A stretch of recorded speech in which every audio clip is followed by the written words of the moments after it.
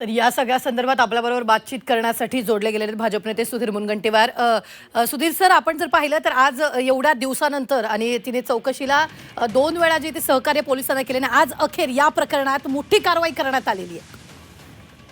नाही, मोठी कारवाई झाली हे खरं जरी असलं हं, तरी यामध्ये जो शिक्षेला उशीर होतो त्यातून हं, अशा पद्धतीची मानसिकता धजावते।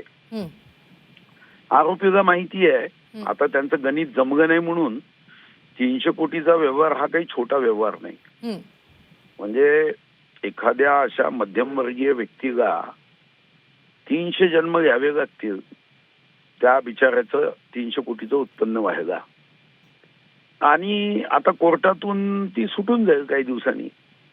आता यासाठी सर्वांनाच विचार करावा लागेल की सरकारी जमीन विकण्याची ही हिंमत येते कुठून, ही बुद्धी सुचते कुठून, कायद्याचा कुणाला धाकच राहिला नाही का? आणि म्हणून अटक झाली स्वागत करतो, हं, पण अटक झाल्यानंतर भविष्यात काय? नंतर पुन्हा एकदा तुम्ही आम्ही सर्वजण कोण शीतल हे विसरून जाऊ, हं.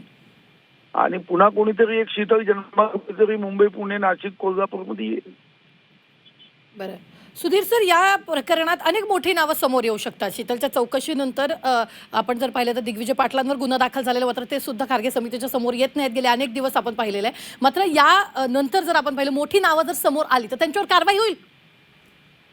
नाही, कारवाई करण्याच्या बाबतीमध्ये माननीय मुख्यमंत्री महोदय यांनी अतिशय स्पष्टपणे सूतोवाच केलाय।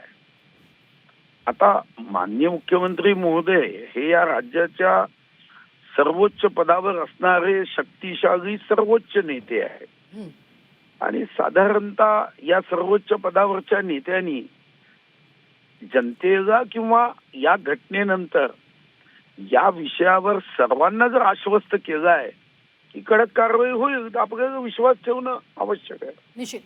खूप खूप धन्यवाद सुधीर मुनगंटीवार, माजी मंत्री आपल्याबरोबर जोडले गेलेले होते। मात्र आताच्या क्षणाची सगळ्यात मोठी बातमी आपण पाहतोय ती म्हणजे झी 24 तासच्या बातमीचा मेगा इम्पॅक्ट, शीतल तेजवानीला अटक झालेली आहे।